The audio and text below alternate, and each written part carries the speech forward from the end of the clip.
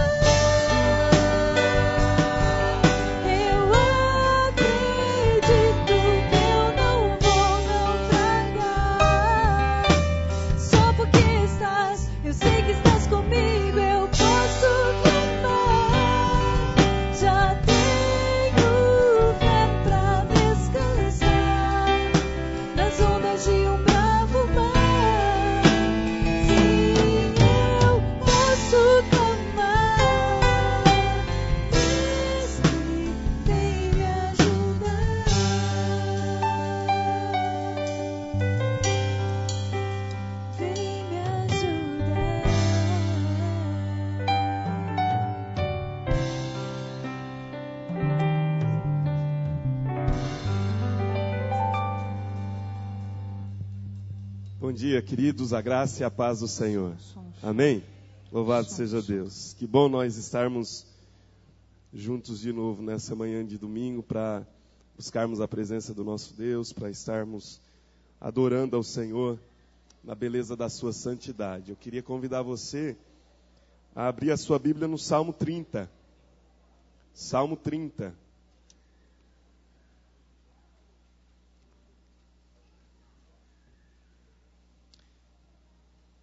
Você pode permanecer assentado, mas com muita reverência, nós vamos ler esses 12 versículos do Salmo 30,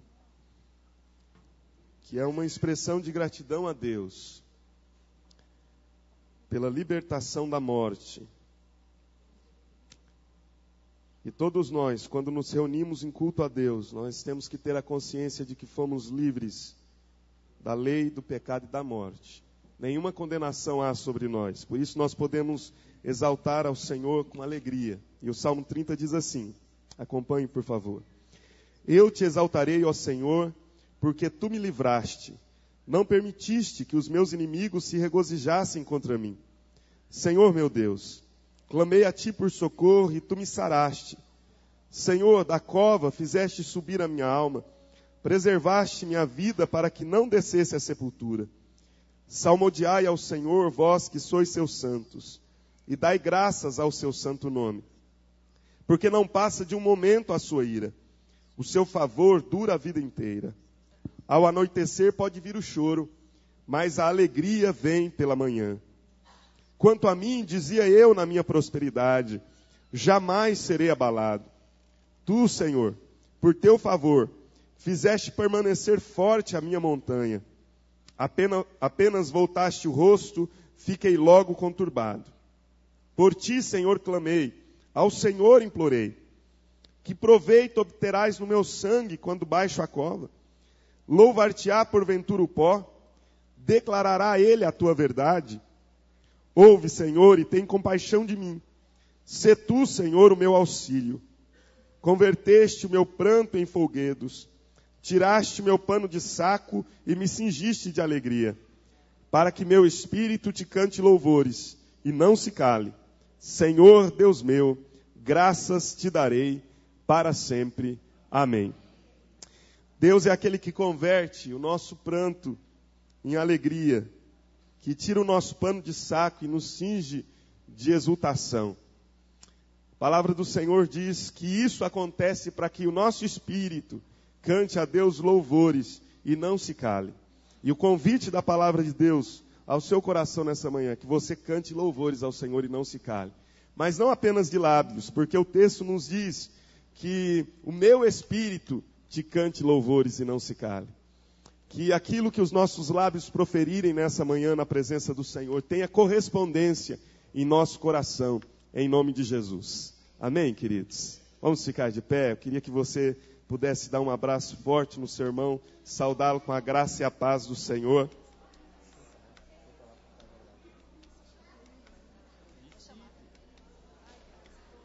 Graças a Deus por nós estarmos reunidos nessa manhã mais uma vez para adorar ao Senhor. Porque ainda que você tenha passado uma semana difícil, você está na presença do Senhor. E isso é sinal de vitória. Porque a palavra de Deus nos diz que não passa de um momento a ira de Deus, mas o seu favor dura a vida inteira. Ao anoitecer pode vir o choro, mas a alegria virá pela manhã. Aleluia. Que esta manhã seja manhã de alegria sobre a sua vida. Ainda que a noite tenha sido uma noite de dificuldades. Que esta manhã seja uma manhã de alegria. Ao anoitecer pode vir o choro, mas a sua alegria vem pela manhã. Pai Santo, nós te louvamos por esta manhã que o Senhor nos dá, na tua presença. Nós te agradecemos, ó Deus, porque nos reunimos aqui para adorar ao Senhor. E queremos adorar-te em espírito, Senhor, e em verdade. Nós queremos louvar ao Senhor nesta manhã com todo o nosso coração, com tudo que nós somos, com tudo que temos. Deus, nós queremos pedir ao Senhor que neste momento a tua presença manifesta esteja no nosso meio. Nós sabemos que o Senhor habita em nós, mas nós pedimos, ó Deus, que neste ajuntamento, neste encontro que nós estamos, ó Deus, mantendo uns com os outros e com o Senhor, a tua glória, Deus, esteja entre nós, falando ao nosso coração. Que cada ato deste culto bendiga o teu santo nome, Senhor. Que cada momento deste culto glorifique ao Senhor. E também, ó Deus, que cada momento deste culto edifique a nossa fé, renove a nossa esperança. Ó Deus, renove a nossa alegria, renove, Senhor, a nossa satisfação em estar na tua presença.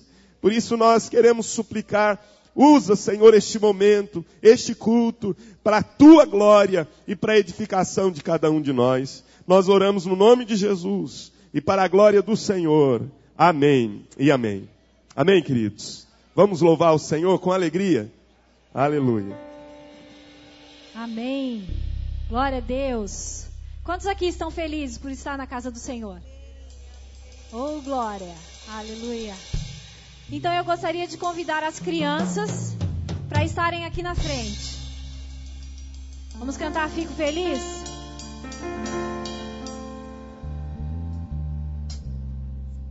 Olha que delícia, quanta criança. Quem souber fazer gestinho, faz. Oi, Gigi. Vamos lá? Vamos adorar ao Senhor? Com todo o nosso coração, em nome de Jesus? Tá fraco. Vamos adorar ao Senhor com todo o nosso coração, em nome de Jesus? Aleluia!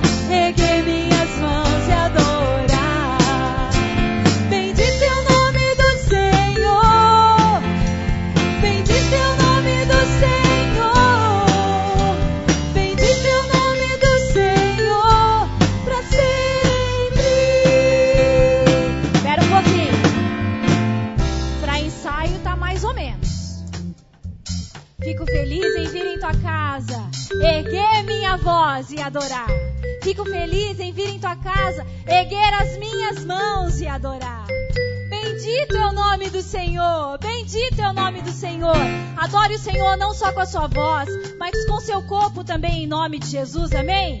As crianças estão olhando para vocês, vocês são exemplo o tempo todo. Então vamos servir de exemplo agora, em nome de Jesus? Vambora! Fico feliz em vir em tua casa, erguer minha voz e cantar, aleluia! Fico feliz em vir em tua casa, erguer minhas mãos e adorar, aleluia!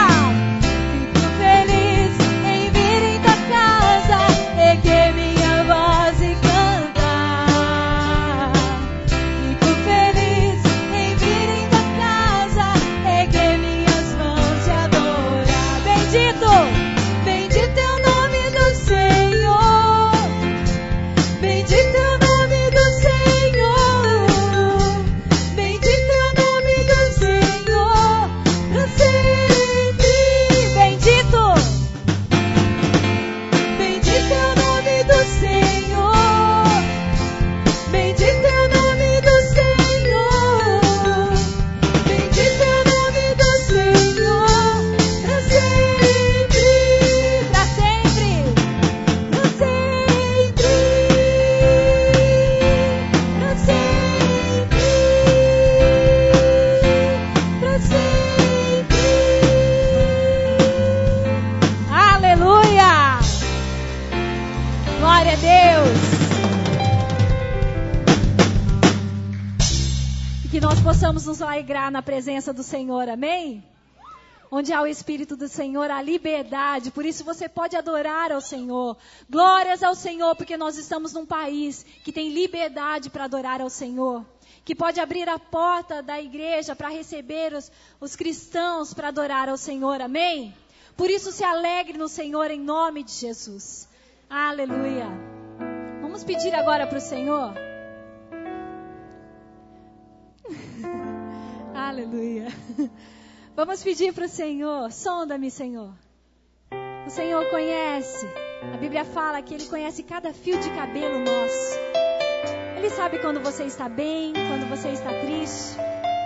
E principalmente, Ele te recebe na presença dEle, para recolher as suas lágrimas, para te abraçar, para sondar o teu coração. Peça para o Senhor, faça dessa canção a sua oração em nome de Jesus. Nós te adoramos, Senhor.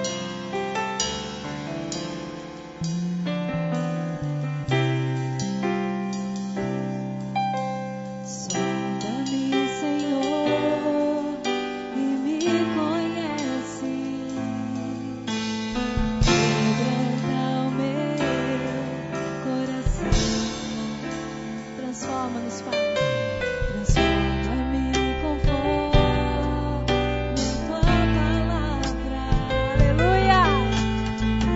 Enche-me até que em mim se ache só a ti.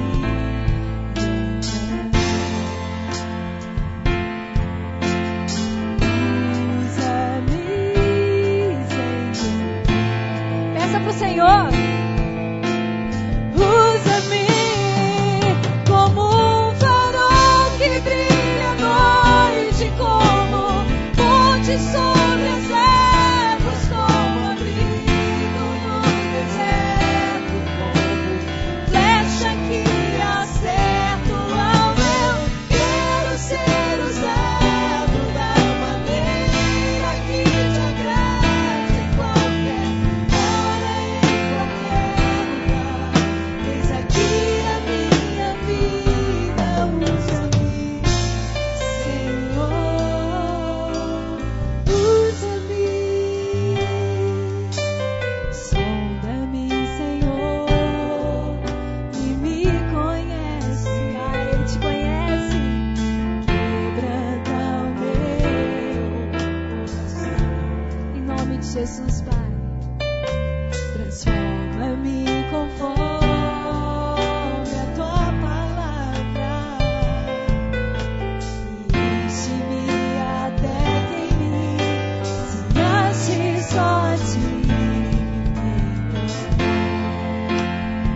Usa-nos, Senhor. Usa-me, Senhor. Usa-me como um farol que brilha à noite, como ponte sobre as águas, como abrigo no deserto, como flecha que acerta o alvo. Eu quero ser usado da maneira que te agrade, em qualquer hora e em qualquer lugar. Eis aqui a minha vida, usa-me, Senhor, usa-me. Peça para o Senhor. Sonda-me, quebranta-me, transforma-me, enche-me, Vamos fazer só as vozes. usa-me, Só as vozes. sonda-me, Peça para o Senhor. quebranta-me. Ô Senhor, visita cada um de nós nessa manhã em nome de Jesus. Quebra o nosso coração, Senhor.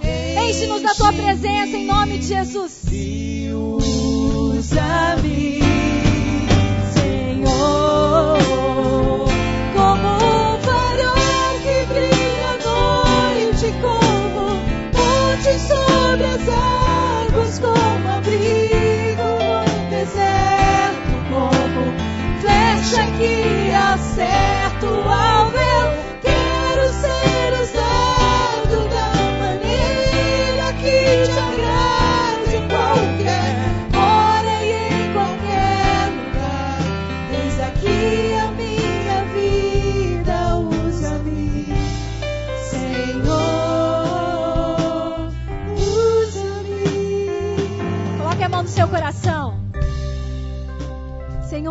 de Jesus. Nós te pedimos esta manhã que o teu Santo Espírito nos visite em nome de Jesus.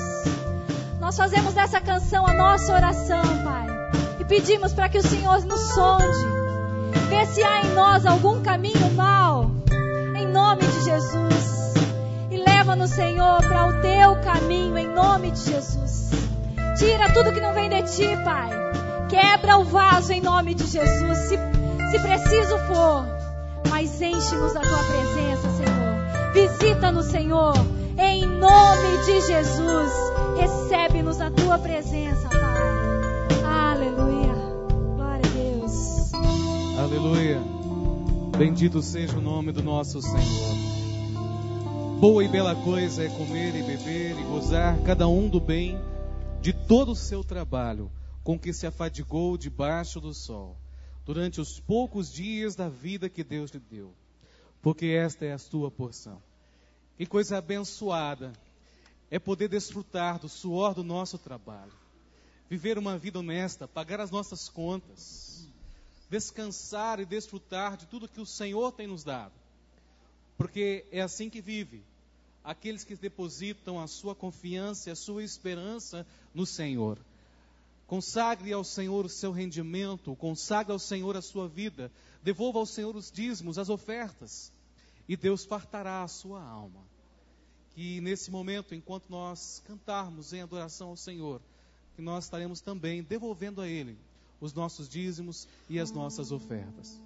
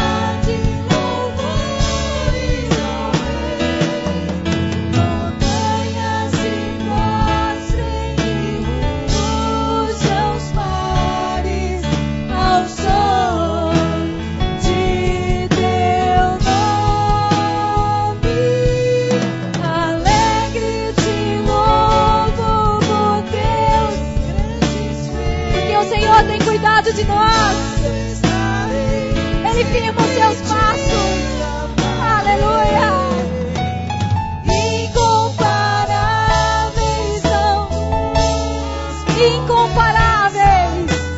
Incomparáveis são tuas promessas. Porque nem olhos viram, nem ouvidos ouviram, nem jamais penetrou no coração humano o que Deus tem preparado para aqueles que o amam. Aleluia. Tuas promessas Pra mim.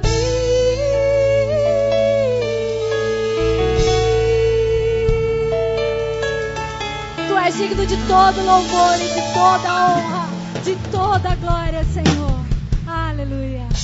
Amém. Louvado seja o nome do nosso Deus. Amém, queridos? Quero pedir que aqueles que nos visitam pela primeira vez permaneçam em pé. Nós gostaríamos de conhecê-los ou conhecê-las nesse momento. Amém. Nós temos alguns irmãos visitando, sejam muito bem-vindos. Nós temos a família do Leandro, da Sol, do Davi também nos visitando pela primeira vez. Vem aqui à frente, meus irmãos. Há uma irmã aqui à minha direita, vocês vão receber uma lembrança da igreja também. Os diáconos podem trazer. Pode subir aqui à frente comigo.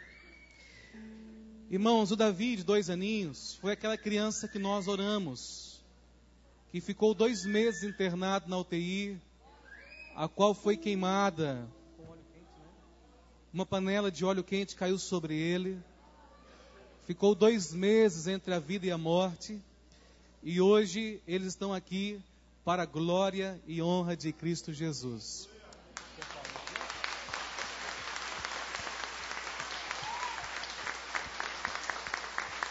Glória a Deus, não, queridos? Deus é bom. Graça e paz a todos. Eu gostaria de agradecer imensamente pela oração de todos aqui desta igreja. Foi através da vida de algumas pessoas que eu conheço, que frequentam aqui. E eu sou muito grata imensamente a Deus pelo milagre que Ele fez na vida do meu filho. Foram momentos de muita dor, mas hoje só de agradecimento. Eu agradeço muito mesmo a igreja e a vida do pastor. Glória a Deus. Que Deus os abençoe. Vamos orar. Senhor, obrigado pela tua vida. Obrigado porque o Senhor é quem dá o fôlego da vida. E é o Senhor quem sopra novamente sobre os teus filhos, para que este fôlego não cesse. É o Senhor quem preserva toda a vida humana. Nós te louvamos porque as trevas não têm poder nem domínio sobre os filhos do Senhor. E os nossos filhos são herança do Senhor. O fruto do nosso ventre é o nosso galardão do Pai. E é por isso, ó Deus, que nós te louvamos nesta manhã pela vida do pequeno Davi, em nome de Jesus. Amém. Quero orar pelas crianças que estão indo para o culto infantil também. Já desceram? Já foram. Já vieram cantar e foram embora. Glória a Deus, coisa boa, não, queridos? Irmãos, quem comeu pastel ontem? Erga a mão. Olha que coisa boa, glória a Deus. Quem trabalhou no pastel? Melhor ainda, não? É bom que os irmãos já vieram ungidos, né? Tomaram um banho com shampoo IP,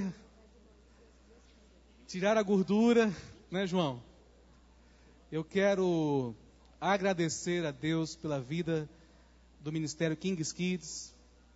Quero louvar a Deus pelas células que estão cada vez mais fazendo parte da vida desta igreja, se alegrando. E ontem foi um dia histórico. Nós comemoramos 83 anos de existência como igreja organizada e com a festa do pastel, né, João? Kings que tem feito parte da história desta igreja, o Ministério de Família que tem feito parte da história desta igreja, e com esta unidade das células também.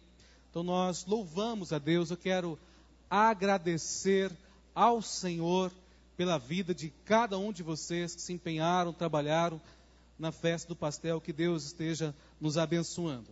Querido, Jair, pode vir. Nós temos uma criança aqui que vai dar um aviso. Bom dia, irmãos. Antes de dar a palavra, falando sobre EBF, eu não posso dizer, né? A gente se emociona de ver né, o que Deus fez na vida do Davi. E nós como igreja, nós profetizamos. Eu vendo aqui, eu falei, meu Deus, e esse menino vai ser um grande homem de Deus. Um grande homem de Deus, para um livramento desse, não é? Uma prova que desse pequenininho já passou, é porque Deus tem um propósito na vida desse menino, viu? Nós profetizamos mesmo, um grande homem de Deus, que vai ser. Falando sobre a EBF. Irmãos, nós estamos vivendo um tempo que nós temos que investir nas nossas crianças. É muito sério. Os pais, a igreja, nós temos que nos unir agora com força, investir na vida das nossas crianças, para que as nossas crianças possam desde cedo aprender a amar o Senhor, a adorar o Senhor, para que no futuro eles venham ser homens e mulheres de Deus. Amém, igreja? A igreja que entende disso, há um investimento muito alto, está sendo feito um investimento muito alto aqui no Ministério Infantil, reforma, né, material, e nós precisamos que a igreja esteja junto conosco. Estamos precisando de professores, estamos precisando de pessoas que não sejam professores, mas que estejam lá ajudando a cantar, a cumprir a escala, ajudando a servir lanche. O mínimo, um pouquinho que você faz, você já está plantando a semente no coração dessas crianças. E nessa visão, a igreja também está trazendo a escola bíblica de férias. É uma escola que vai acontecer de quinta a domingo, do dia 10 ao dia 13 de julho. Já estamos preparando para essa escola. Vai ser no Colégio Água Viva, das 2h da tarde até às 6. É um tempo muito especial, EBF. Porque as crianças estão de férias, eles vão ficar lá em frente à internet, em frente à televisão. Então é tempo da gente tirar essas crianças desse ambiente e levar a palavra do Senhor de uma maneira muito criativa, divertida. Então vai ter história, vai ter música, louvor, vai ter diversão, trabalhinho, atividades, brincadeiras. E com isso nós estamos contando com a participação do boneco Zecão e tia Rosana, que estão vindo para cá em julho, na EBF, para fazer essa participação, né, pastor? E eles que vão estar ministrando. Vale a pena, meus irmãos, investir na vida dos nossos filhos, das nossas crianças. Vamos ter também uma equipe de adolescentes, jovens, da Colômbia. Porque o Grupo Resgate está indo agora para um evento muito grande em julho, da qual a igreja também está investindo neste grupo. E é uma semana de acampamento, de treinamento missionário. Depois, nós vamos voltar para a igreja para praticar o que nós aprendemos lá. E junto conosco vai vir uma equipe de colombianos, 12 no total. E um deles é líder nacional de Kings Kids da Colômbia, que vai estar com a gente. E eles vão estar durante esses dias nos auxiliando também na EBF, junto com o Grupo Resgate. Irmãos, eu sou cobra criada de EBF. Você é? Quem que é cobra criada de EBF aqui? Meus irmãos, é uma bênção. Eu desde pequenininho que eu entendo de gente que eu sei que é EBF, eu amava quando chegava nas férias e EBF. Eu lembro que minha primeira EBF que eu fiz, eu tinha 11 anos de idade. E eu fiz no quintal da minha casa, sem minha mãe saber. Quando minha mãe soube, foi no dia que as crianças começaram a chegar em casa para a EBF.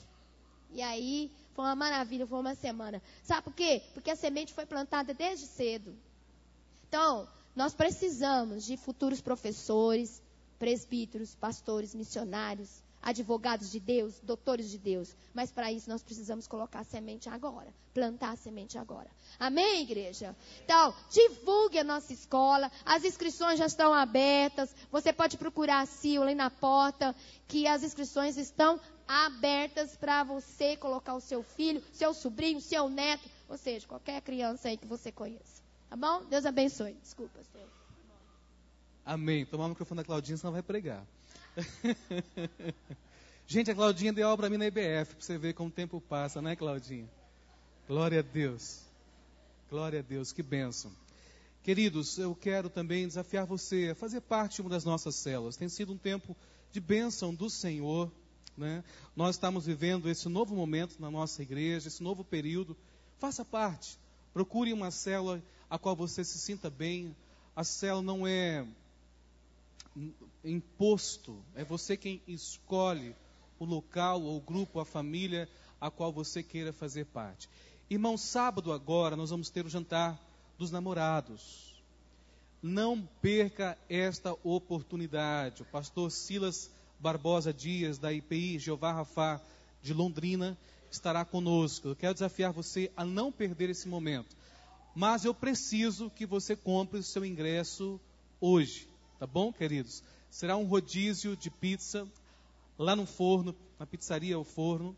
E eu quero desafiar você a estar conosco sábado agora, a partir das 20 horas. Por favor, se você ainda não comprou, compre, dê de presente a alguém. Você, casal de namorado, casal casado, casal de noivos, casal de pretendentes ou coisas semelhantes, né?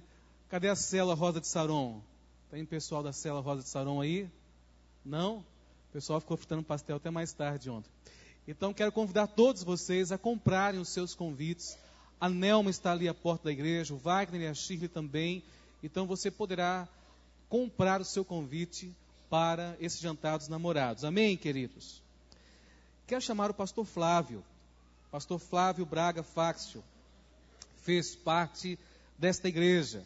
Nos anos de 1986 a 1990, ele trabalhou na congregação Vila Palmital, que era então a antiga terceira igreja presbiteriana independente de Marília, qual deu origem. Os mais antigos lembram dele. Quem lembra do pastor Flávio? Gente, erga a mão.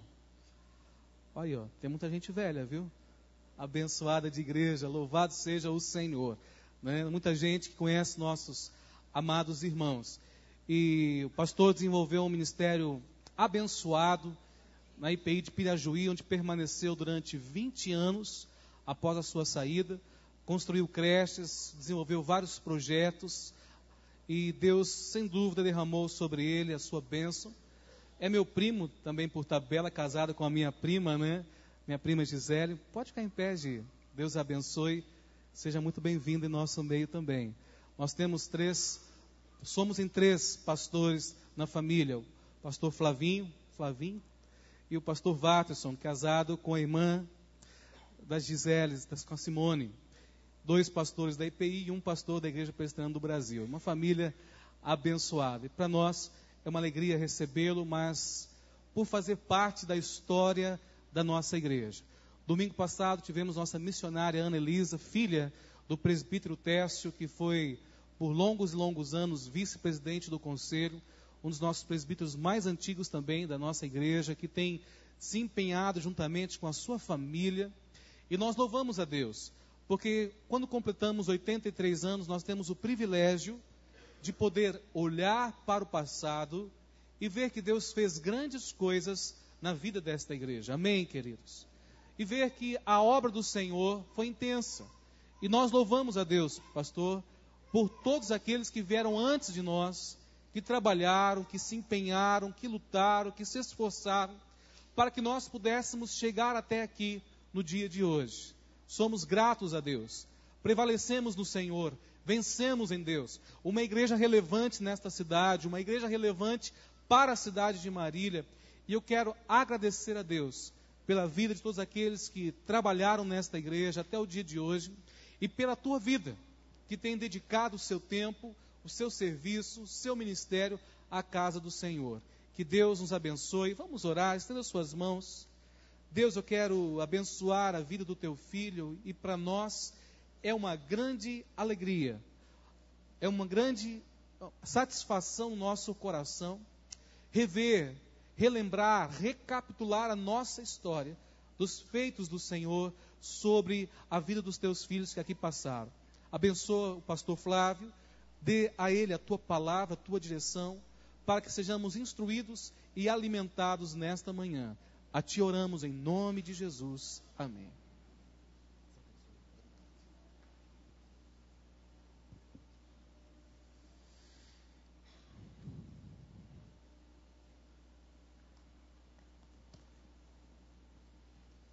Paz do Senhor, irmãos. Eu me sinto em casa aqui, esta é a minha igreja. Em 1984, no mês de setembro, quando eu vim a um culto pela primeira vez, e entreguei a minha vida a Jesus. Eu não imaginava que um dia eu estaria aqui na comemoração dos 83 anos desta igreja, trazendo a palavra de Deus.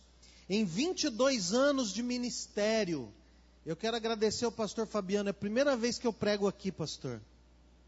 Para mim é um privilégio, é um momento de emoção poder estar aqui com os irmãos nesse momento. E eu queria compartilhar um pouquinho desse tempo, porque os irmãos que são daquele tempo se lembram que eu comecei a frequentar a igreja. Depois de um ano fiz a minha pública profissão de fé.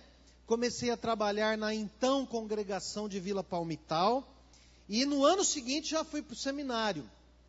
E o trabalho que nós realizamos lá na congregação da Vila Palmital, com o apoio de um grupo de irmãos daqui da igreja, deu fruto, tanto que se tornou a terceira IPI. Mas depois disso, nunca mais nós tivemos oportunidade de estar com a igreja. Então, essa daqui é uma foto antiga da IPI de Pirajuí. A IPI de Pirajuí foi uma igreja muito forte, muito atuante, mas houve um período em que a cidade economicamente passou a enfrentar dificuldades e os seus moradores mudaram de lá atrás de emprego. E aconteceu o seguinte: a igreja ficou mais de 30 anos sem um pastor residente.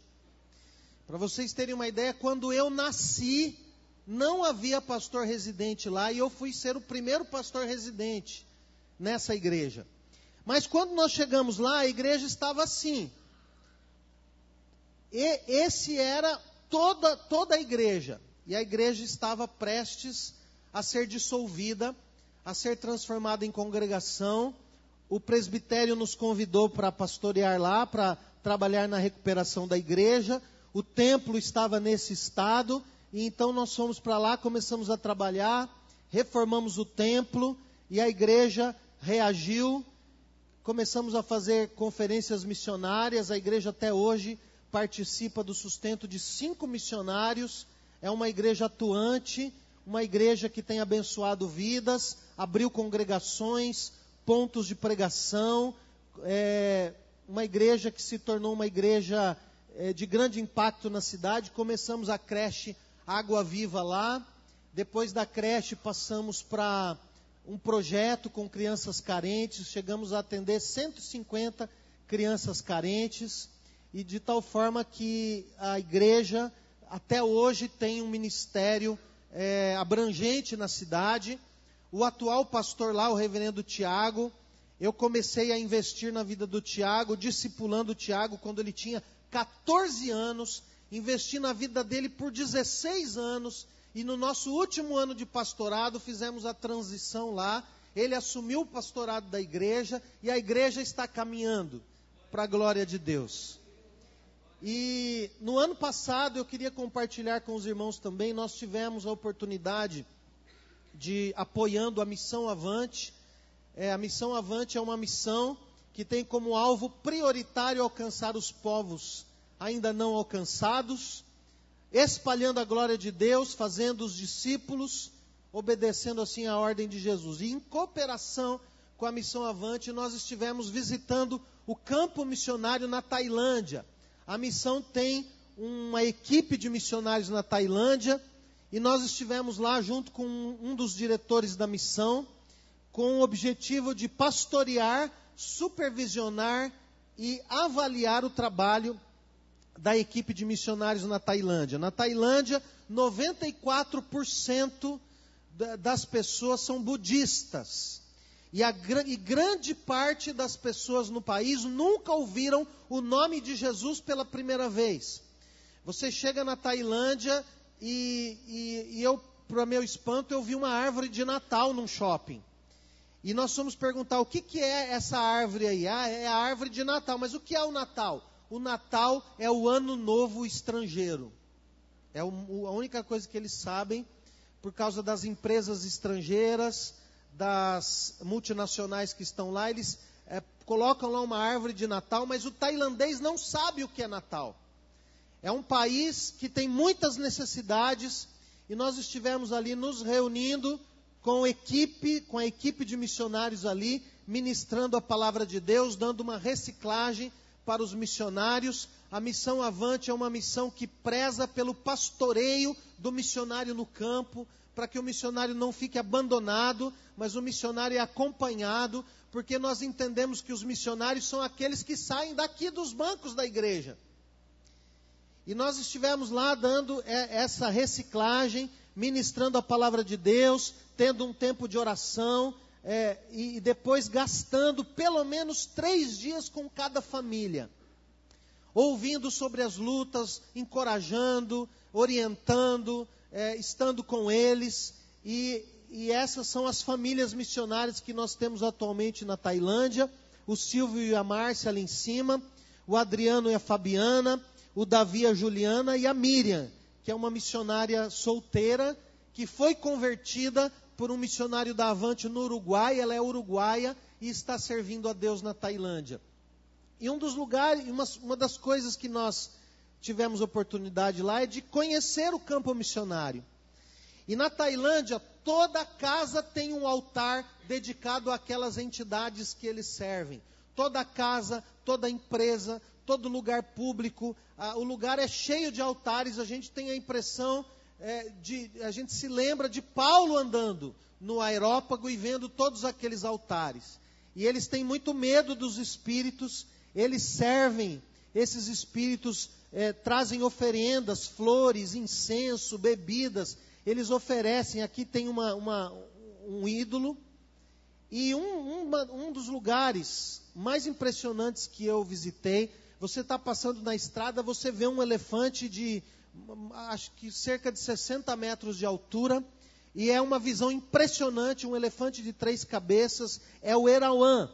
E nesse lugar embaixo do prédio onde tem o Erawan, tem um museu com artefatos antigos da Tailândia, que é uma cultura milenar.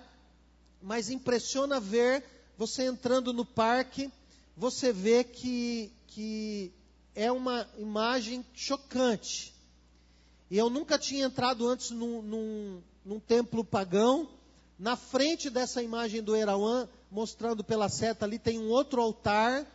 E nesse altar, que fica bem na frente do Erawan, tem uma imagem e as pessoas fazem orações, prestam reverência a esse elefante de 3 cabeças, que eles acreditam que é um Deus que caminha voa sobre o país, e é Ele que envia a chuva. E eles têm uma devoção muito grande a esse Erawan. Ali na frente tem um altar, que eu vou mostrar mais de perto. É impressionante a visão, você poder chegar perto, e ali tem um ídolo, e as pessoas ficam o tempo todo em adoração a esse ídolo e ao Erawan, que é esse elefante de 3 cabeças. E ali naquele altar tem, na frente da estátua maior, tem uma estátua menor, parece que é de ouro, aonde tem o Indra e o Erawan. São 2 divindades. O Indra, ele caminha sobre o Erawan, e eles percorrem todo o país sobre uma nuvem. Tanto que na imagem dele aqui embaixo é uma nuvem, e eles acreditam que é ele que manda a chuva.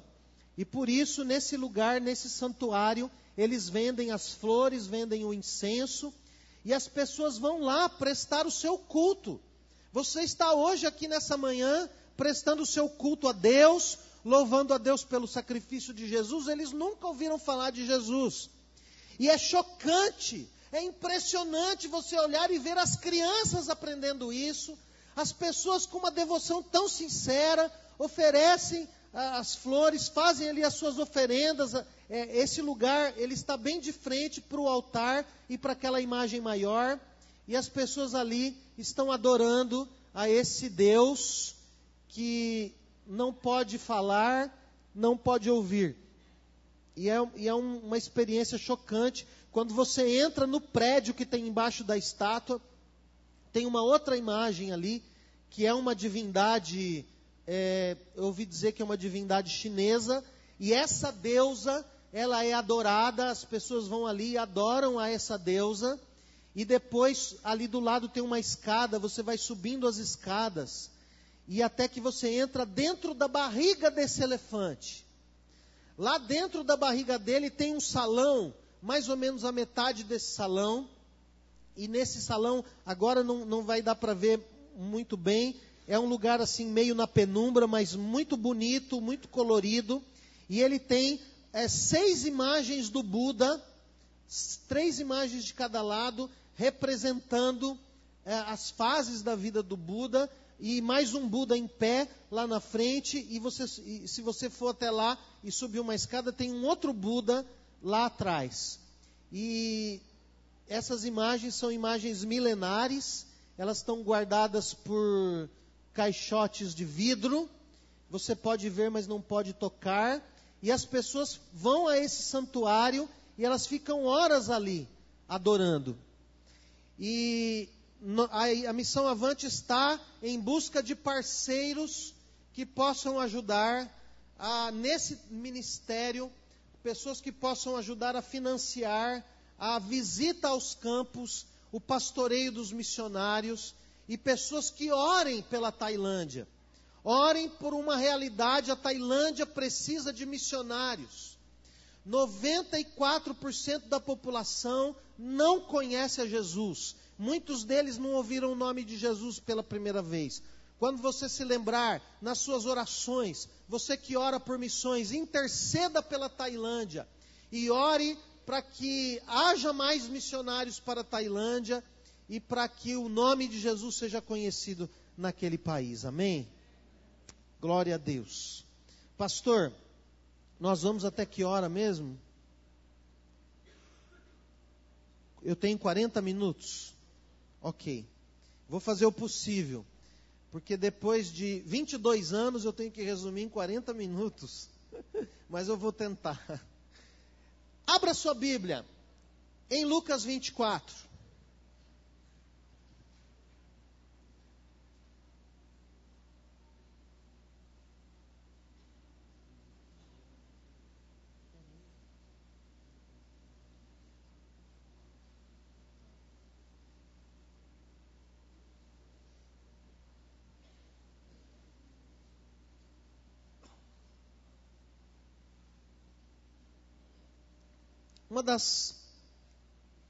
Um dos princípios bíblicos que eu queria trazer para os irmãos nesta manhã é que igreja não é templo. Nós nunca vamos à igreja. Nós somos a igreja ou não somos a igreja. Igreja não é templo, igreja são as pessoas. O templo é você.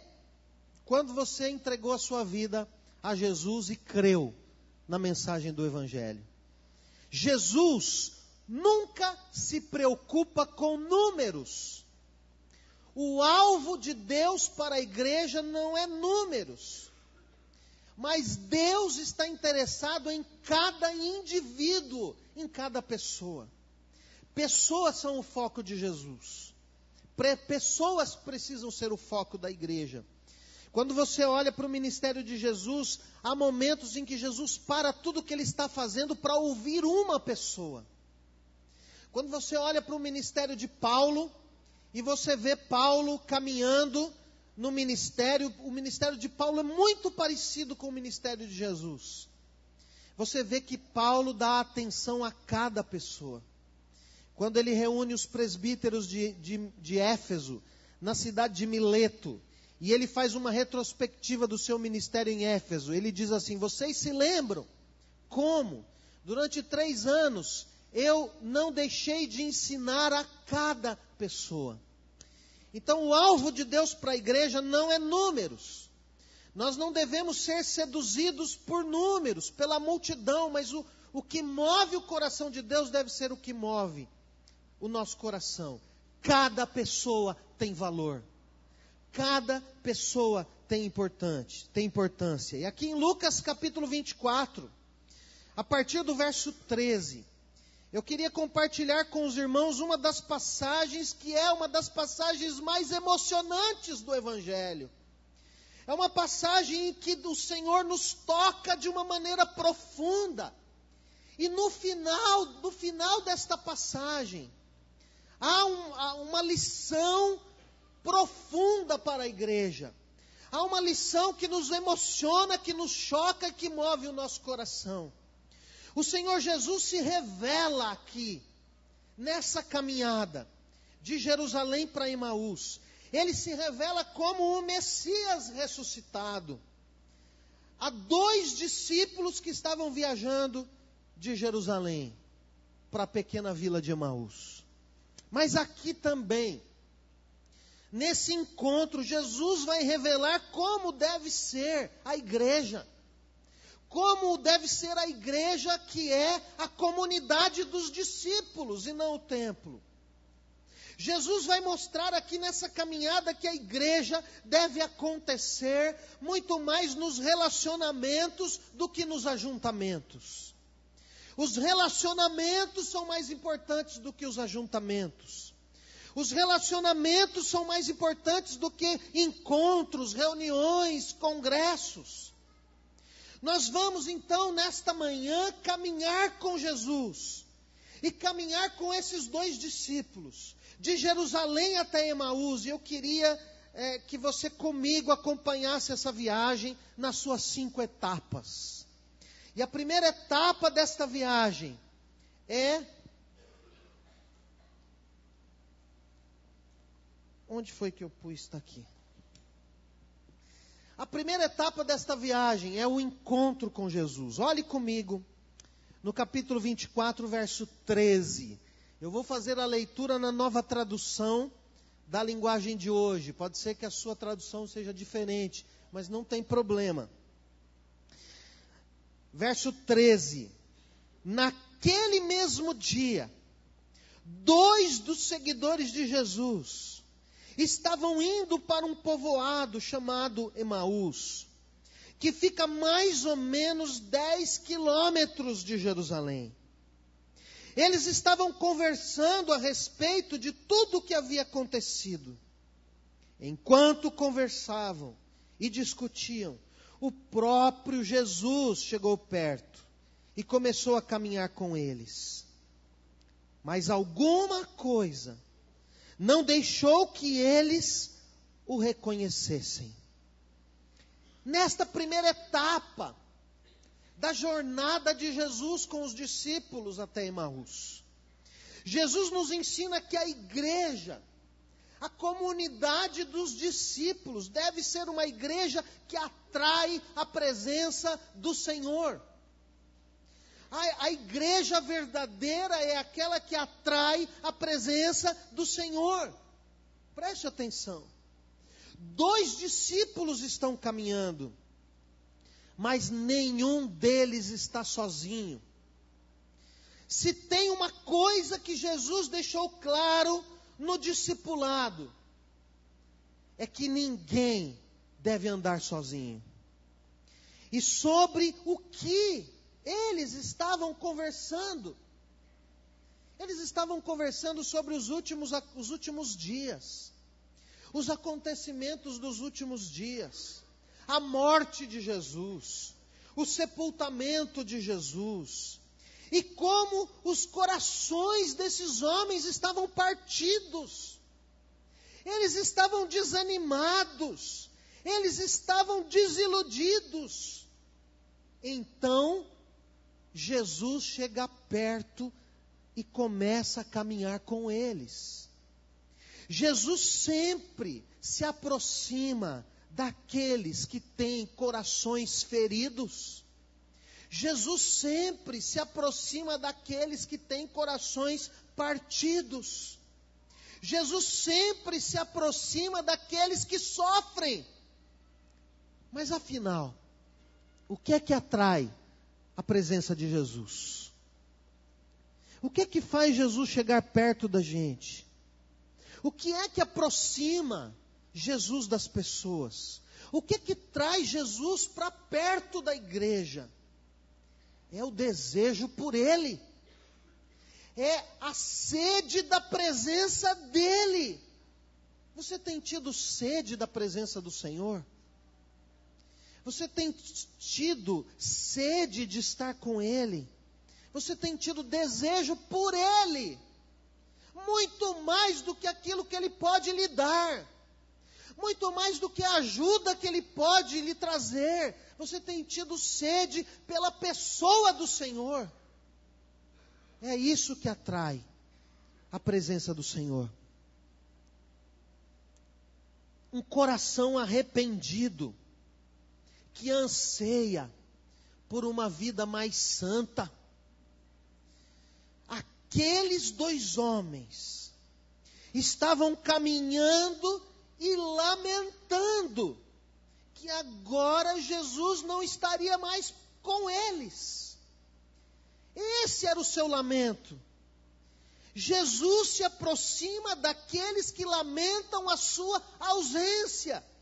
Se você tem andado longe de Deus, se você não tem o seu tempo diário para orar e para conhecer a Deus através da Escritura, você precisa lamentar a ausência do Senhor na sua vida. Mas eles encontram Jesus, mas não reconhecem Jesus. Deus não permitiu que nesse primeiro momento eles reconhecessem a Jesus. Jesus estava caminhando com eles, mas eles não reconheceram a Jesus no primeiro momento, porque Deus tinha um propósito nisso. Mas de certa forma, suas mentes estavam bloqueadas para eles reconhecerem Jesus. Eles tinham mentes bloqueadas. Primeiro, eles estavam com as suas mentes ocupadas com eles mesmos. A mente deles estava ocupada demais com a sua própria tristeza, com a sua própria decepção. Eles estavam com as suas mentes fechadas para o ensinamento sobre o sofrimento do Salvador. E eles não acreditaram no testemunho das mulheres que tinham ido ao túmulo. Então a mente deles estava muito bloqueada. Preste atenção. A tristeza, a amargura, a decepção, a incredulidade, a falta de conhecimento do Senhor e da sua palavra nos impedem de reconhecê-lo quando ele se aproxima de nós. Hoje, olhando para trás, eu percebo que antes daquele culto no mês de setembro de 1984, o Senhor estava caminhando comigo, mas eu não enxergava. Eu não podia vê-lo. Eu não podia conhecê-lo, mas ele estava caminhando comigo. Mas a minha mente estava bloqueada. Eu não podia ver o Senhor. Há coisas na nossa vida que nos impedem de ver o Senhor caminhando conosco no nosso dia a dia. E os discípulos então caminhavam com Jesus, mas não podiam reconhecê-lo.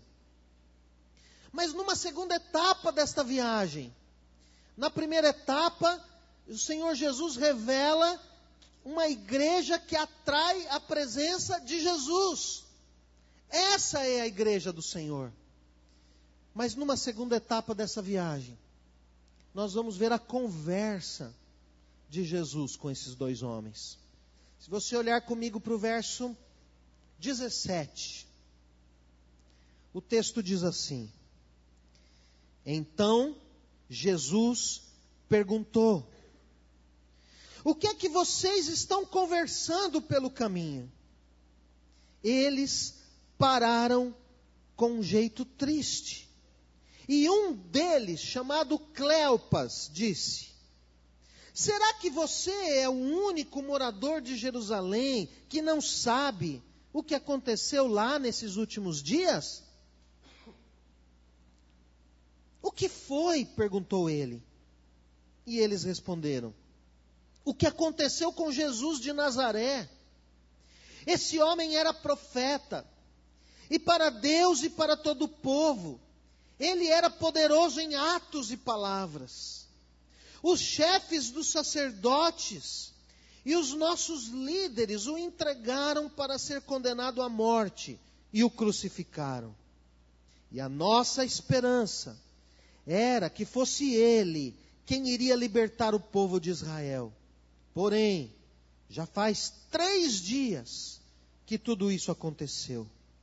Algumas mulheres do nosso grupo nos deixaram espantados, pois foram de madrugada ao túmulo e não encontraram o corpo dele. Voltaram dizendo que viram anjos e que estes afirmaram que ele está vivo. Alguns do nosso grupo foram ao túmulo e viram que realmente aconteceu o que as mulheres disseram, mas não viram Jesus.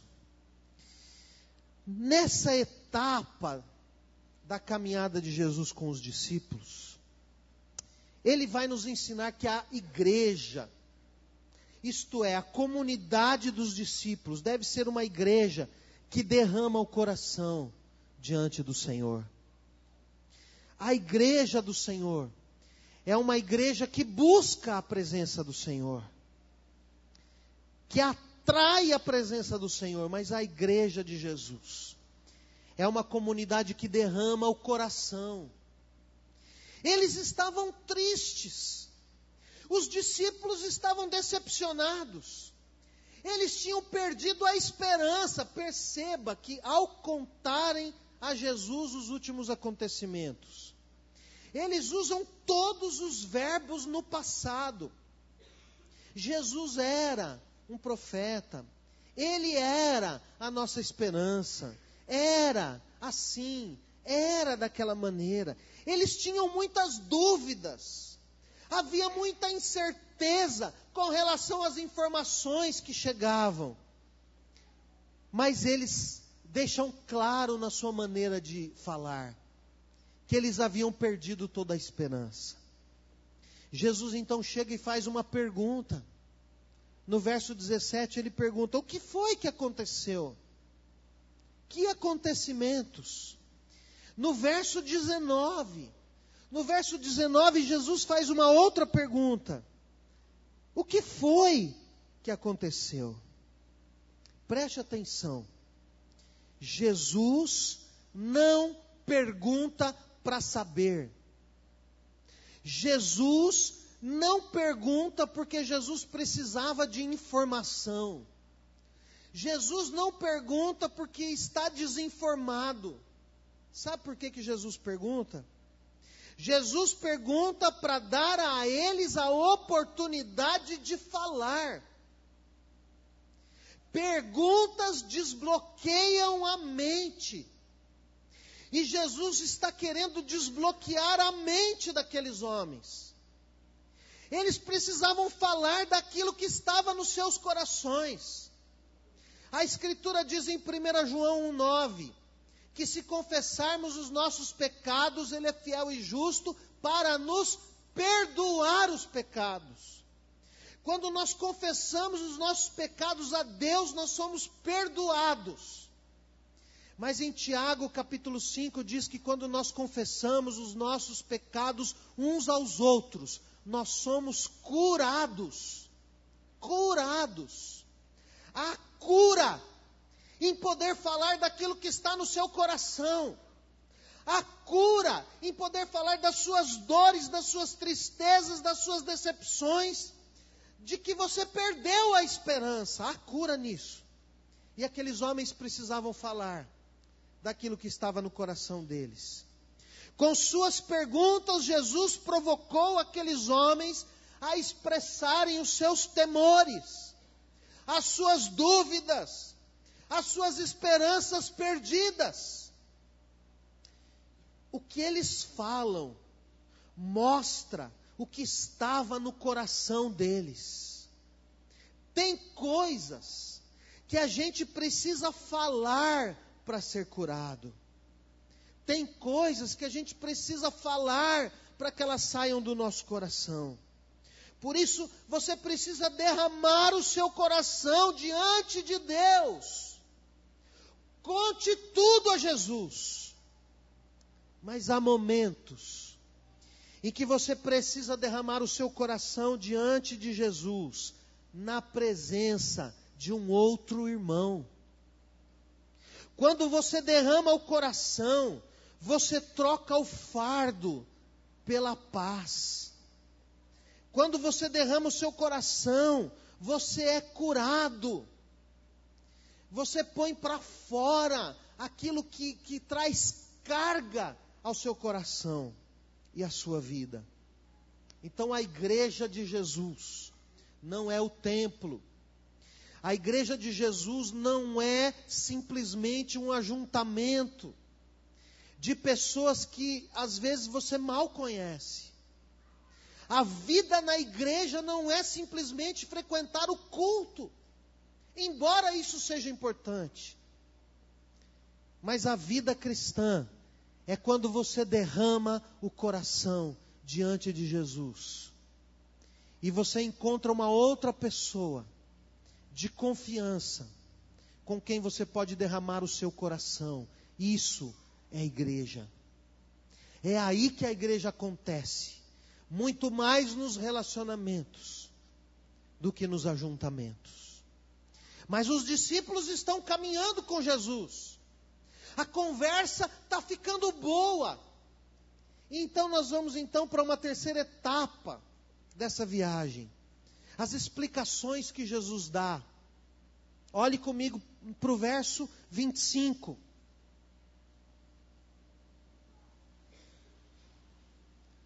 Verso 25. Então Jesus lhes disse: como vocês demoram a entender e crer em tudo que os profetas disseram?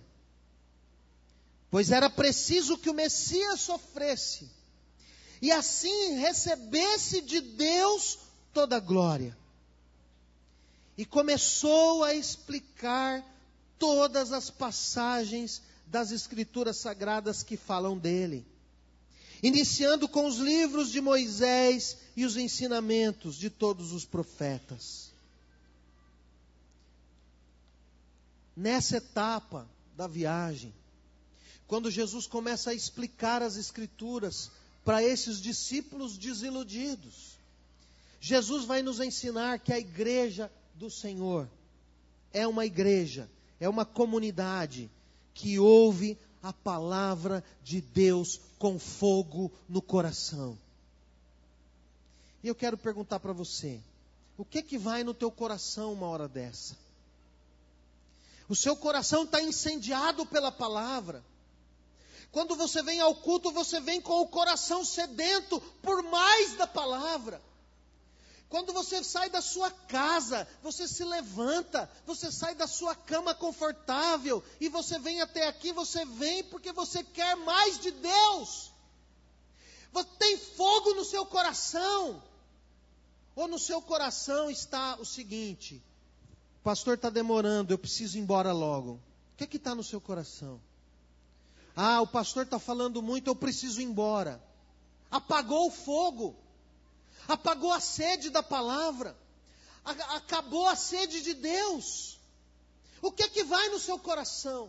A verdadeira igreja, ela ouve a palavra com fogo no coração, com paixão por Jesus, por desejo de conhecer mais o Senhor, por desejo de conhecer mais a palavra, com desejo de estar mais diante do Senhor. Aqueles discípulos começaram a sentir o seu coração incendiar. Você percebe que Jesus os repreende. Jesus diz: como vocês são lentos, como vocês demoram para entender, como vocês demoram para crer. Jesus conviveu com eles 3 anos e meio, e várias vezes Jesus falava da sua morte e da sua ressurreição, mas eles não registraram nada. Jesus os repreende. Jesus os chama de novo para a palavra. E Jesus diz: olha, está nas Escrituras. Vocês já deviam saber. O Messias tem que sofrer. Antes de ser glorificado, ele tem que sofrer. Então Jesus começa a estudar a palavra com eles. O Senhor Jesus começa a explicar as Escrituras para eles. Preste atenção. Estudar a palavra de Deus deve ser prioridade na sua vida. Essa deve ser uma das maiores prioridades da sua vida. Gastar tempo com a palavra, ter sede pela palavra, deixar o coração incendiar pela palavra. Tem gente que não tem o costume de fazer a sua vida devocional, não tem tempo com Deus diariamente, porque a sua vida com Deus é como caminhar por um deserto. Não ouve Deus falar, não ouve a palavra do Senhor, porque não gasta tempo, porque não busca, porque não tem sede no coração. Quando você começa a gastar tempo com Deus, diante da palavra do Senhor, tem hora que você chora e tem hora que você ri, mas você tem uma experiência com o Senhor. Aquele que busca a palavra do Senhor diariamente, porque busca o Senhor, porque tem fogo no coração, a cada dia ouve a voz de Deus. E vai ter um coração incendiado por mais. Sempre vai querer mais. Sempre vai desejar mais. E quando terminou a exposição da palavra, vai dizer: que pena, porque eu queria mais. E eles vão ouvindo Jesus explicar as Escrituras. E à medida que vão ouvindo, seus corações começam a queimar dentro do peito.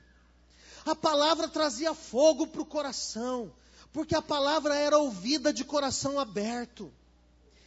Aquilo tudo começa a fazer sentido à medida que eles ouviam a palavra.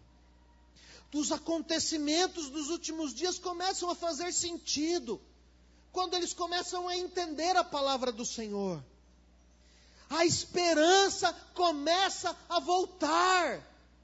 Quando nós não temos esse fogo pela palavra, o nosso coração é vazio, e nós nos tornamos pessoas religiosas, que vêm à igreja por costume, mas que entram e saem, e nada mais acontece de diferente. Deus se torna distante, porque não tem mais fogo no meu coração. As Escrituras colocam uma nova paixão no coração da gente. Precisamos de alguém que nos explique aquilo que está nos livros de Moisés e dos profetas. A fé começa a voltar ao coração. A paixão supera o desânimo, a tristeza e a frustração. Emaús ficava a mais ou menos 10 quilômetros de Jerusalém. Era uma boa caminhada. Talvez umas 3 horas a pé. Era um bom tempo para um estudo bíblico. Estudo bíblico não pode ser curto, senão não tem profundidade. Exposição da palavra não pode ser pouco tempo, senão não tem profundidade. A hora que começa a aprofundar, acaba. Você precisa ter tempo com a palavra. Leia a palavra. Traga o seu caderno ao culto. Faça anotações. Durante a semana você revê os textos que foram lidos. Traga um caderno. Anote. Você manda seu filho para a escola sem caderno? Você que tem filho. Por que a gente não manda o nosso filho para a escola sem caderno? Porque ele não vai aprender nada. Só que nós somos incoerentes. Nós vamos à igreja e não anotamos nada. E queremos achar que vamos aprender com profundidade as Escrituras.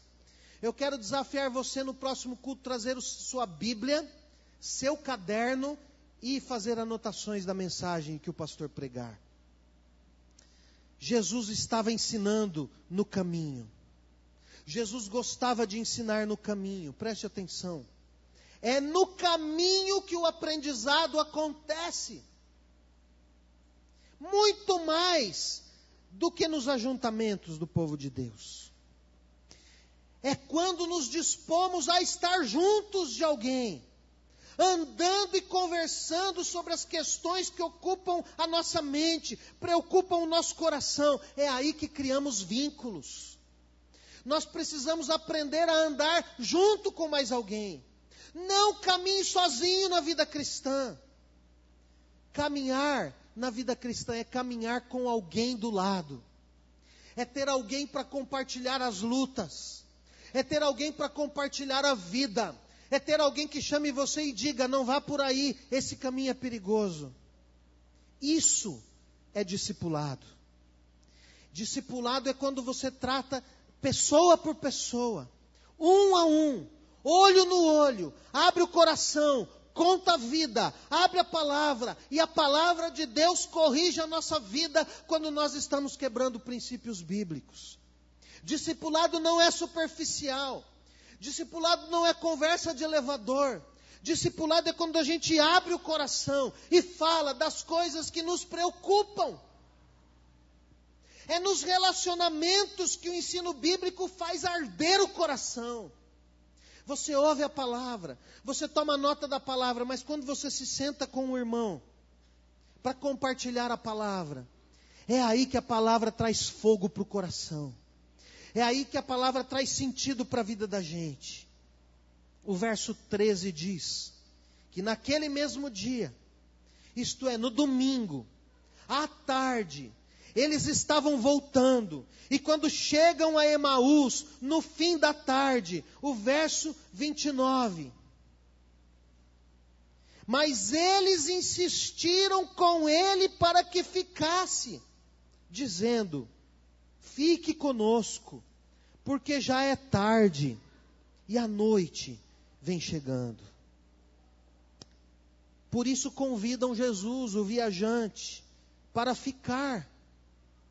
Jesus os convida, eles convidam Jesus para ficar. E o que vai acontecer agora é algo extraordinário. O que vai acontecer agora é algo maravilhoso. Jesus entra em casa. E o que vai acontecer então? Acabou o tempo, pastor.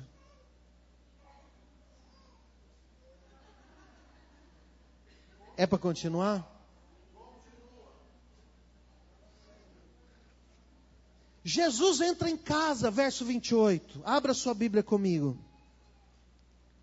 Quando chegaram perto do povoado para onde iam, Jesus fez como quem ia para mais longe. Mas eles insistiram com ele para que ficasse, dizendo: fique conosco, porque já é tarde e a noite vem chegando. Então Jesus entrou para ficar com os dois. Sentou-se à mesa com eles. Pegou o pão e deu graças a Deus. Depois partiu o pão e deu a eles. Aí os olhos deles foram abertos e eles reconheceram Jesus. Mas ele desapareceu. Então eles disseram um para o outro: não parecia que o nosso coração queimava dentro do peito, quando ele nos falava na estrada e nos explicava as Escrituras Sagradas? Jesus vai terminando a conversa. Nessa etapa da jornada, Jesus vai mostrar o que é a igreja. A igreja é a comunidade dos discípulos. E a igreja deve ser uma igreja que insiste em ficar com Jesus.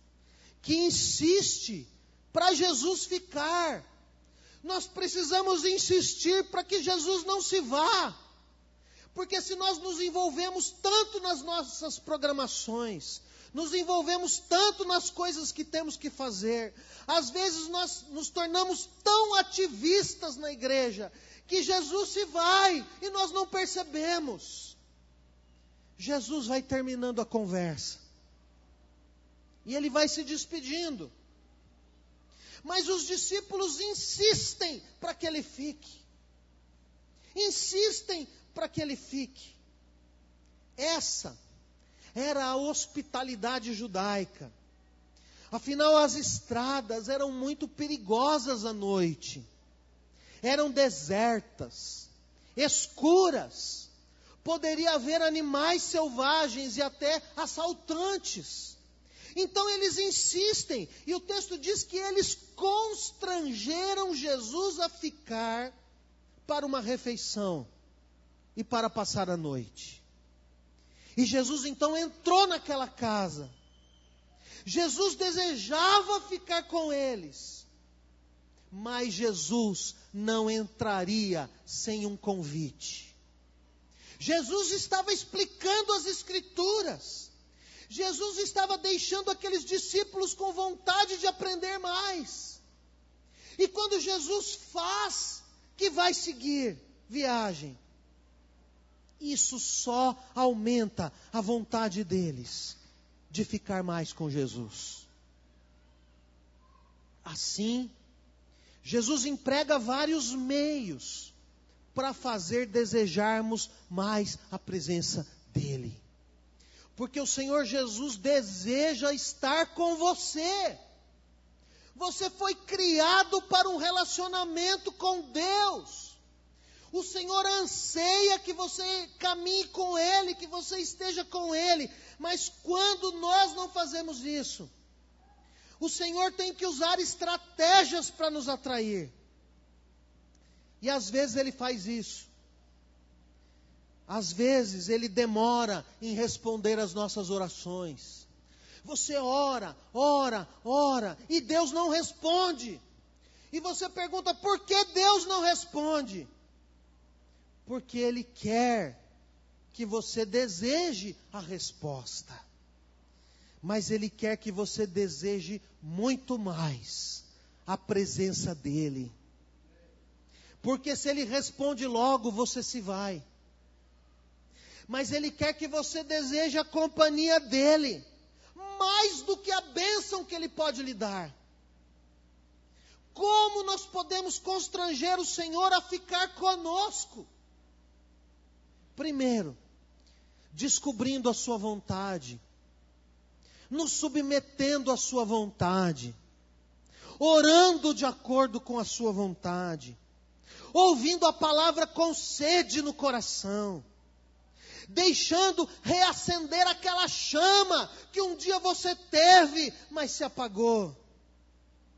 Se o seu coração esfriou por causa do pecado, por causa da desobediência à palavra do Senhor, você pode voltar ao Senhor hoje. Insista para que Ele fique com você. Jesus reacende a chama da fé nos corações daqueles homens. Primeiro, com a sua presença. Segundo, explicando a palavra a eles. Terceiro, sentando-se à mesa com eles. Ele se senta à mesa, preste atenção. Jesus se senta à mesa e então Ele é reconhecido. A mesa da refeição é um dos lugares mais importantes e mais sagrados do ministério de Jesus. Anote quantas vezes Jesus está comendo com os discípulos. Jesus só foi reconhecido quando Ele estava à mesa, dentro da casa, quando Ele parte o pão. No momento da refeição é que Jesus é reconhecido. Jesus faz da mesa um altar, porque Deus é adorado quando há comunhão entre os irmãos. É na mesa da refeição, quando Deus é invocado com gratidão, que os olhos da fé se abrem e Jesus é reconhecido como vivo e ressurreto. Os olhos dos discípulos foram abertos por Deus. E eles reconheceram a Jesus. Que cena! Que emoção! Que sentimentos desencontrados! Era riso e choro ao mesmo tempo. Eles reconheceram o Senhor. Eles viram o Senhor. A fé voltou. A esperança voltou. Acabou a tristeza. É o Senhor.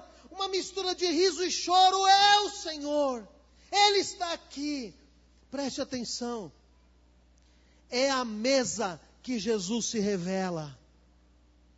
Que lição. Que ensinamento. Jesus estava com os discípulos todos os dias no templo. Ele estava com os discípulos no caminho. Mas é a mesa que Ele se revela.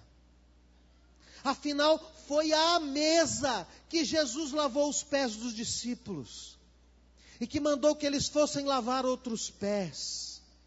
O ministério acontece no caminho. O ministério acontece no dia a dia, na vida. Ministério não é só de domingo.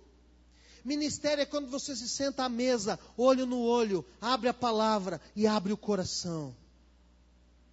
O Senhor tem me colocado no caminho do discipulado. Eu não tenho gabinete na igreja. O meu gabinete é a padaria. Nós temos muitas padarias em São Paulo, viu, pastor? Como essa Orli aqui, só que maiores. O meu gabinete é lá. Todos os dias nós vamos, cada dia, cada período com um irmão, ou às vezes um casal, e nós gastamos ali 3, 4 horas cada vez, à mesa, falamos da vida. Essa pessoa abre o coração, ela fala das suas lutas, das suas dificuldades. Nós abrimos a palavra e dizemos, não é por aqui, é por aqui. É assim o ministério. O ministério acontece à mesa. Jesus traz uma revelação grande. O ministério é no caminho, mas ele acontece nas refeições, nas casas, nas padarias, é na mesa do café que Jesus se revela. E ele revela aqui uma lição tremenda, uma lição maravilhosa. A igreja que está no coração de Deus é muito mais a mesa da comunhão do que a liturgia no templo. No templo, a gente vem trazer e oferecer a Deus o resultado de uma caminhada diária. Se todo dia você tem tempo com Deus, você ora, você estuda a palavra, você se humilha, você se arrepende, você busca o Senhor, você adora o Senhor, e todo dia você tem tempo com Deus, adora o Senhor, está crescendo em conhecer o Senhor, você já adorou o Senhor a semana inteira, chega no domingo você diz, Senhor, que semana maravilhosa na tua presença, eu quero consagrar tudo isso no teu altar, adorando na reunião do povo de Deus. Aí o culto faz sentido. Aí a gente vem para o culto e não fica olhando no relógio, porque é a celebração de uma vida de caminhada com Deus. Mas se você não caminha com Deus, o culto passa um pouquinho, você já começa a olhar no relógio, mas olhar no relógio não é o pior. O pior é quando você começa a fazer assim, ó.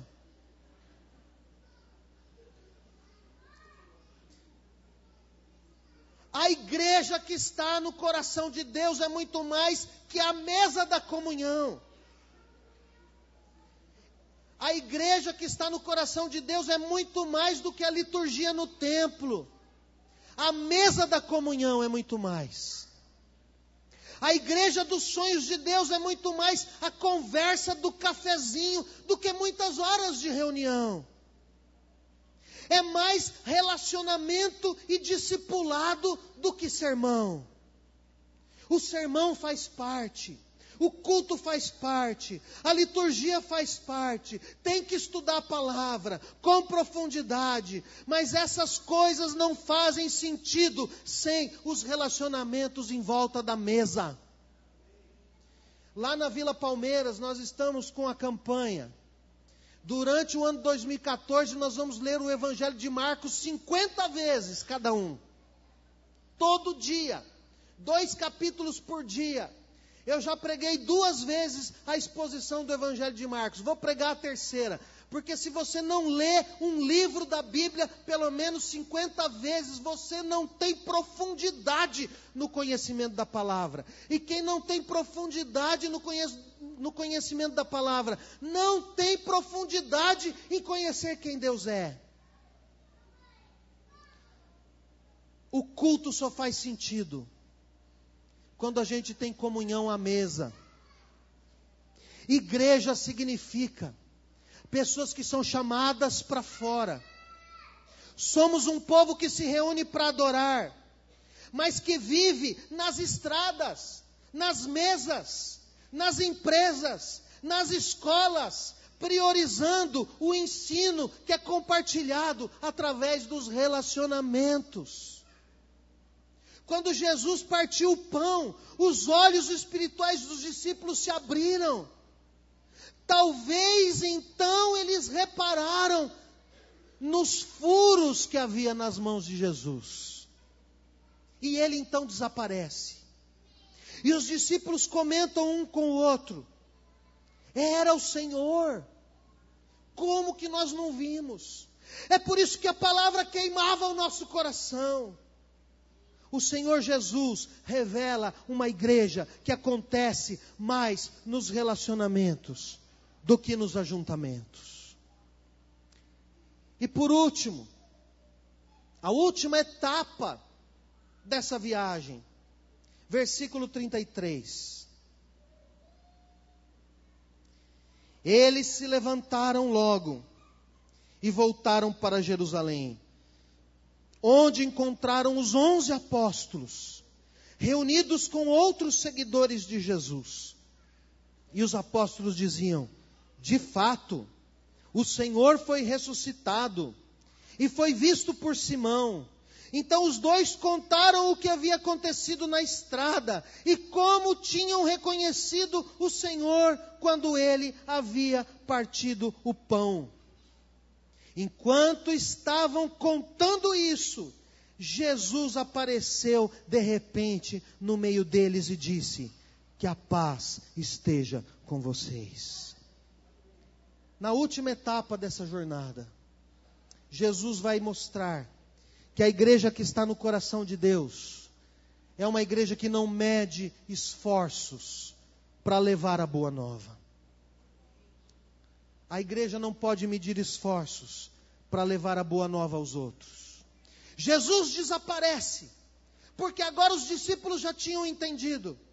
E quando a gente entende o Evangelho, a vida da gente muda. Eles se levantaram e voltaram imediatamente para Jerusalém. Mas eu quero perguntar: a noite não era escura? A estrada não é perigosa? E os animais? E os assaltantes? O que era obstáculo antes, não é mais. Porque agora eles viram Jesus. Eles não medem mais esforços. Você mede esforços? Quando tem que fazer alguma coisa no ministério, você fica medindo se vai ser cansativo ou não, se vai demorar muito ou não. Eles não estão mais tristes. Eles não estão mais desanimados. Eles não estão mais preocupados. Eles não estão mais com medo. Jesus ressuscitou e isso muda tudo. Eles voltam para Jerusalém na mesma hora para contar aos irmãos: é verdade, ele ressuscitou, aleluia. Nenhum esforço é grande demais, nenhuma barreira é barreira, nenhuma dificuldade vai impedir. Os outros precisam saber: ele se revelou à mesa, a ressurreição me põe na missão. Quando esses dois estavam ainda falando, quando eles estavam ainda compartilhando, o próprio Jesus aparece no meio deles. Senta à mesa. E o que ele faz? Ele pede comida. Vocês não têm nada para comer aí? E enquanto Jesus come, o verso 45 em diante diz que Jesus abre a mente deles. Vocês são testemunhas, ele diz. Vão, façam discípulos, contem para esses discípulos o que aconteceu. Os discípulos estavam com ele todos os dias no pátio do templo. Ali Jesus os ensinava, mas a ficha só cai à mesa. A mente só abre, só desbloqueia, é na mesa da comunhão. Alguns talvez não vão entender o que Deus quer falar com você aqui. Hoje, aqui neste culto, talvez você não vai entender essa palavra. Mas à mesa, a ficha cai. No discipulado, a ficha cai. Eu e você temos que achar tempo para nos sentarmos com pessoas, olho no olho, abrir a palavra e abrir o coração. Eu e você precisamos de tempo para os relacionamentos. Igreja não é teatro nem cinema, aonde a gente senta e assiste. Viver na igreja é viver a vida cristã, e a vida cristã é relacionamento. Esse é o ministério, e esse é o evangelho. Amém, irmãos? Feche os teus olhos. Ore ao Senhor a respeito daquilo que Deus falou com você na palavra. Ó Deus, o que é que eu tenho que fazer agora? Diante dessa palavra. O que é que eu preciso mudar na minha vida, Senhor? Ó Deus, igreja não é ajuntamento, igreja é relacionamento. O ajuntamento só é a consequência da comunhão. Ó Deus, me ajuda a ser alguém que atrai a presença do Senhor. Ó Deus, eu quero ser alguém que derrama o coração diante do Senhor, mas que não caminha sozinho, que busca comunhão com o corpo de Cristo. Ó Deus, não me deixa ter uma vida vazia, no meio de uma sociedade vazia como é a nossa.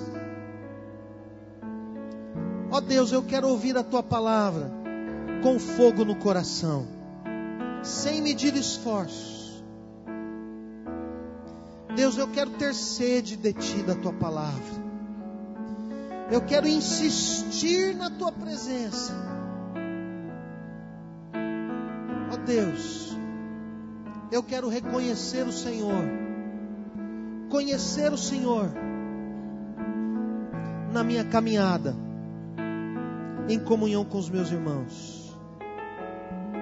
E aí, Senhor, eu não vou medir esforços para levar a Tua palavra. Quantos aqui querem mais de Deus na sua vida? Amém? Fique de pé então. Você que quer mais do Senhor na sua vida.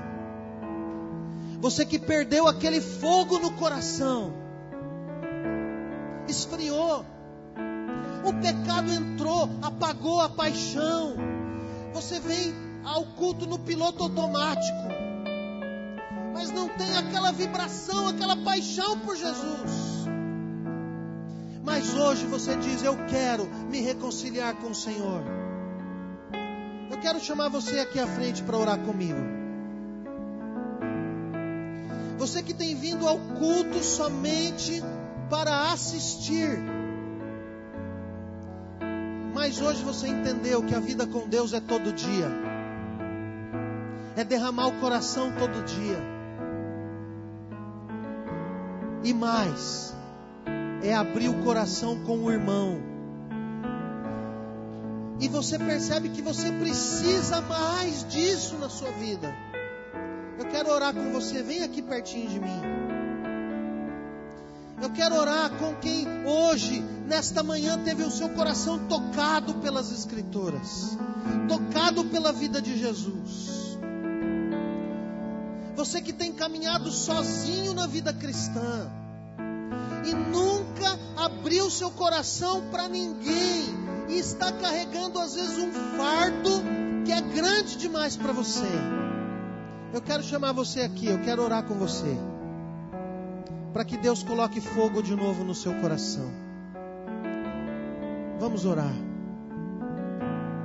Pai, em nome de Jesus, eu te louvo, Pai, porque a palavra do Senhor, quando ela é pregada com poder, ela traz quebrantamento, ela traz arrependimento. Oh, meu Pai, em nome de Jesus, eu quero pedir, Pai, restauração e renovação para essas vidas, Pai.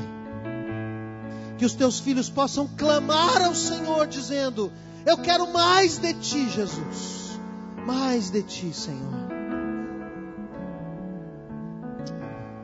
Ó Deus, coloca fogo nesses corações. Ajuda a tua igreja a entender, ó Deus, que a igreja que está no teu coração, ela acontece muito mais nos relacionamentos do que nos ajuntamentos. E essa igreja não mede esforços para levar o evangelho aos perdidos. Eu recebi a informação aqui que nós temos um irmão aqui que veio da Tailândia, é verdade? Está aqui conosco? Quem que é? Vem cá, meu irmão, vem cá. Vem cá, eu quero orar com você.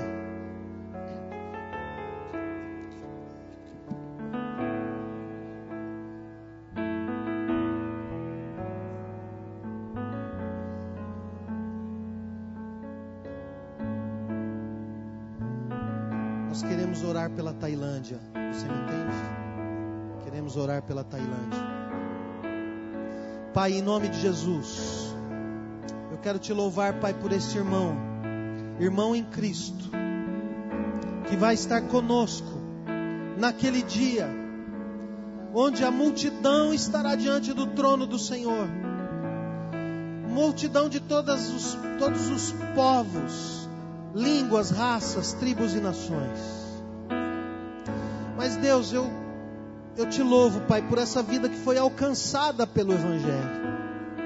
Mas lá na Tailândia, Senhor, milhares, milhões de pessoas nunca ouviram o nome de Jesus pela primeira vez. Deus, por favor, salva a Tailândia.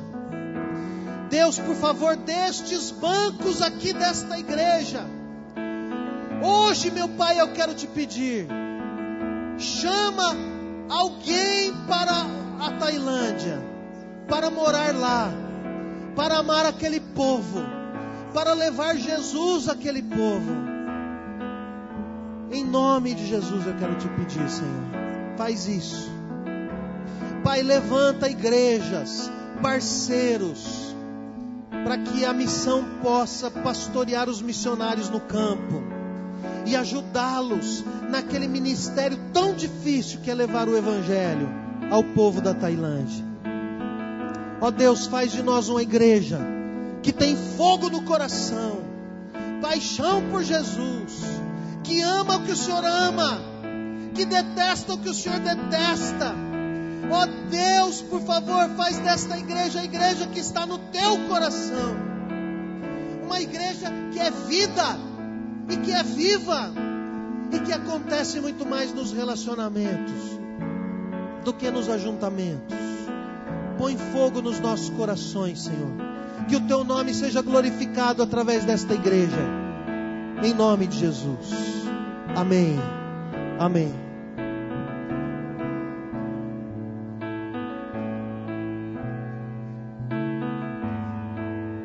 Amém. Vamos orar encerrando. Quero pedir ao pastor Jean acompanhar a porta, o pastor Flávio.